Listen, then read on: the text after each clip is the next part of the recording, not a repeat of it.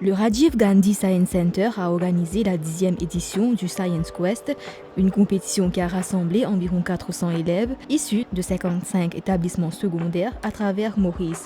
Sur 136 projets proposés, 100 ont été sélectionnés sur des sujets variés et passionnants comme la désalinisation solaire, les énergies alternatives, la surveillance des inondations ou encore l'aménagement de zones urbaines durables. L'objectif, c'est, of course, comme toute compétition, nous encourageons les enfants à think out of the box, sortir en dehors de la classe des autres syllabus, essayer de mettre en pratique les théories qu'ils apprennent et résoudre les problèmes de la société ou bien faire un prototype et comment vous êtes capable de résoudre les problèmes que tout le monde fait face, par exemple, changement climatique, pas de problème renewable energy, ou bien comme avec les innovative ideas que vous avez au niveau de l'école, essayer d'implémenter ces principes scientifiques.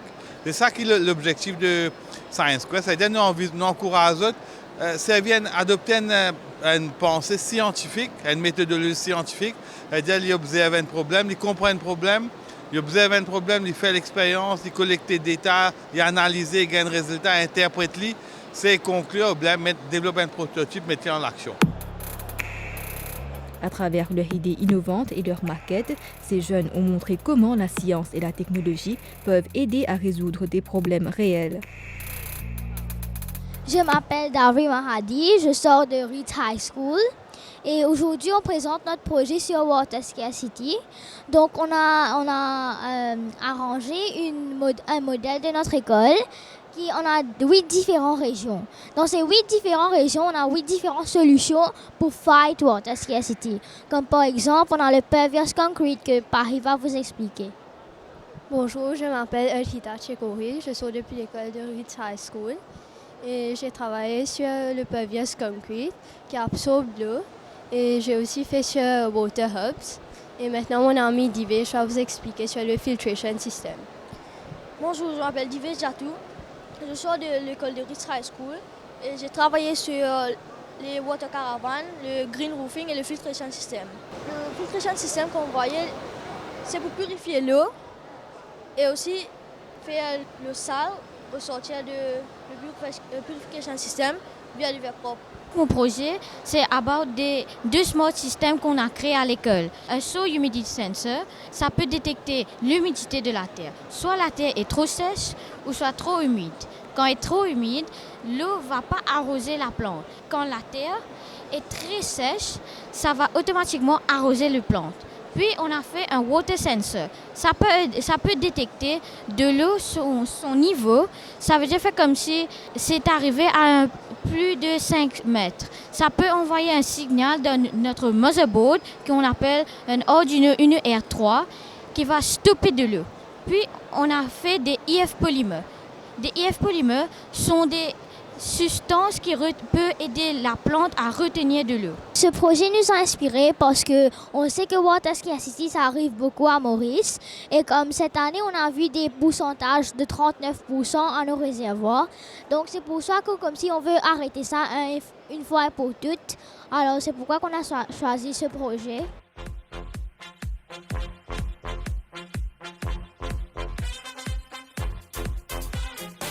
Je m'appelle Raghav Gupta et moi et mes camarades présentent Maurice, Modular Interceptor System, Resource System. Alors, dans notre projet, on a créé un système qui mesure notre électricité et ça vous donne votre électricité sur notre site web. Alors, il y a un Current Transformer Sensor. Tailored strategies as to how you can reduce that consumption. However, that is a bit complex and this is really just a proof of concept. Alors, le City Sensor, ça envoie l'information à le microcontroller. Le microcontroller envoie cette information par Wi-Fi jusqu'à notre database. Et le database, ça fait un processing de le data sur un site web qui est facile à comprendre pour tout le monde. J'ai utilisé ce projet dans ma maison propre et ça m'a aidé de diminuer mon consommation d'électricité par 10%. les autorités peuvent prendre un exemple par nos projets parce que c'est pas cher et c'est vraiment facile à mettre dans toutes les maisons.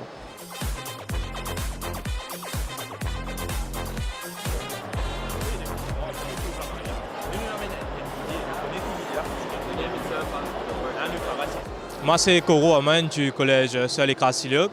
Et nous avons un projet bien innovatif, comme vous avez trouvé ici, le aérocondenser.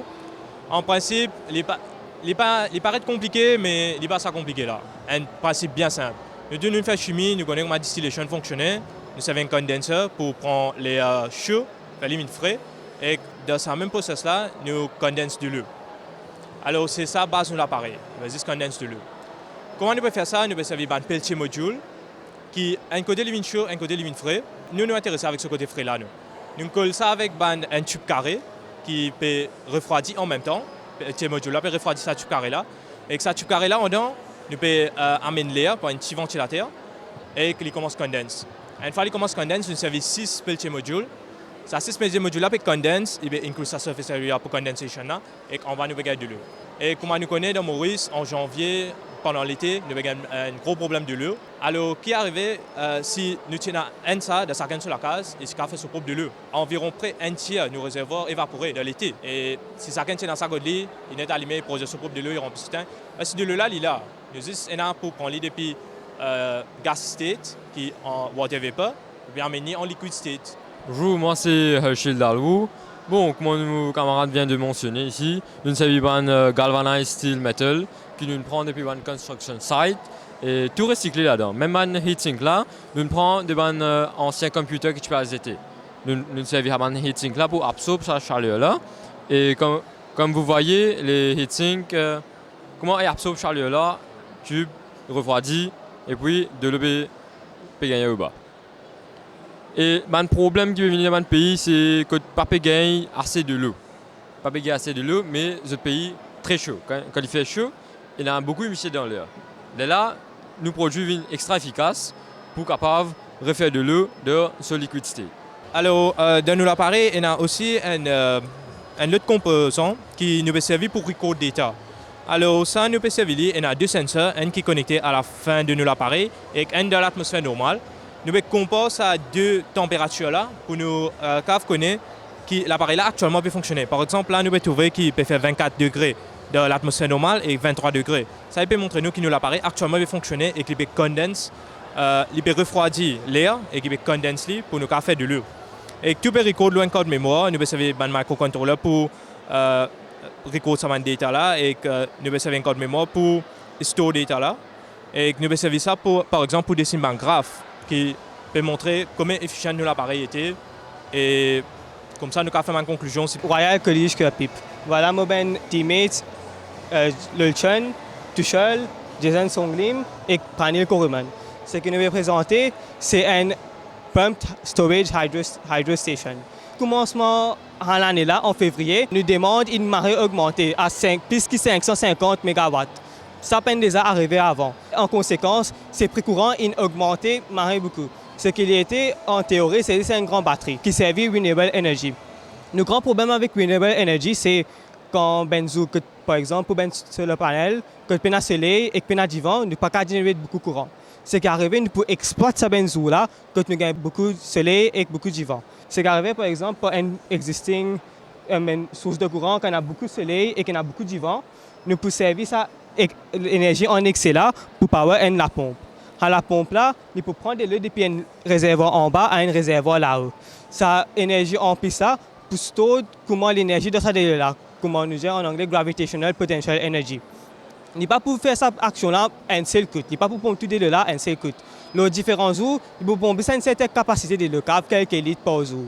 Éventuellement, c'est pour arriver à ce réservoir là, il peut remplir. Là, arrive un jour que nous pas prenons beaucoup de soleil, nous pas prenons beaucoup de vent. Ce que nous pouvons faire, nous pouvons log ça de l'eau depuis là, à travers sa valve là, nous pouvons ouvrir sa valve là, qui peut log de l'eau et pour tourner sa turbine là. Comment on va trouver le multimeter là pour un reading, nous pouvons gagner le courant.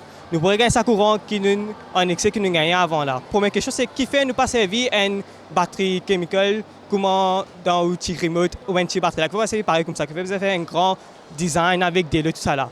Ce plus grand bénéfice, c'est ou pas besoin de remplacer autant qu'une batterie normale, quand même dans le remote, une service pour un moyen besoin de ressentir. Même projet, même théorie appliquée pour la vie. Pour chaque 10 ans, on besoin de remplacer sa batterie-là, qui éventuellement, un seul coup, pas beaucoup, mais après 10 ans, 50 ans, il vient beaucoup. En comparaison, dans 50 ans, quand on finit de construire sa réservoir là, ou celle l'argent que vous dépensez, c'est pour maintenance. C'est pour payer du monde pour vérifier si la pompe bon tout ça là. Dans 50 ans, vous payez presque rien. Comparé à une batterie normale, vous besoin remplacer tous les 10 ans. Additionnellement, une batterie normale, c'est un matériel qui fait beaucoup de pollution. Par exemple, quand vous payez chez affaires, des minéraux, il peut faire beaucoup de pollution à une machine, tout ça là. C'est la plus grande émission là, c'est quand vous pouvez construire voilà, initialement. Après ça, les positions servir des lots qui existaient. Cette application, c'est Midlands Dam.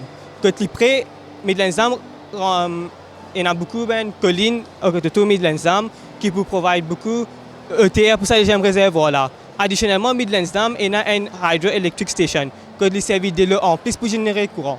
Mais ce courant là aussi, habitué gaspillé. Nous pouvons servir ça courant en plus pour power sa pompe là, en théorie, à Midlands Dam. Mais une plus bonne utilisation, c'est que nous de la mer, tout ça là, que il y a beaucoup de collines. Par exemple, une place avec beaucoup d'élévation, c'est que les montagnes. Et que les prés ont une grande source de l'eau.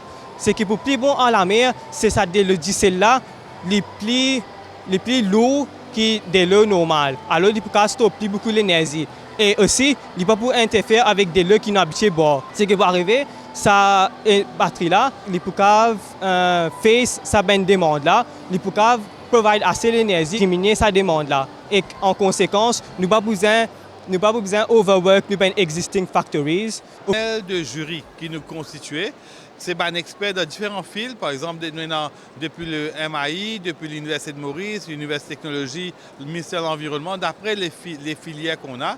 Et tout un expert, un professionnel, de t'assiser ensemble, de t'évaluer un projet là. Et là, nous faisons une présélection, environ 30 projets par catégorie, une sélectée pour venir présenter dans une finale. En même temps, il donne une plateforme que les élèves de différentes écoles capables d'interagir, échangent des idées et ils développent beaucoup de soft skills, comme on appelle, qui vous préparent pour l'avenir. Le Science Quest 2025 a mis en lumière leur créativité, leur esprit d'équipe et leur engagement pour un avenir meilleur.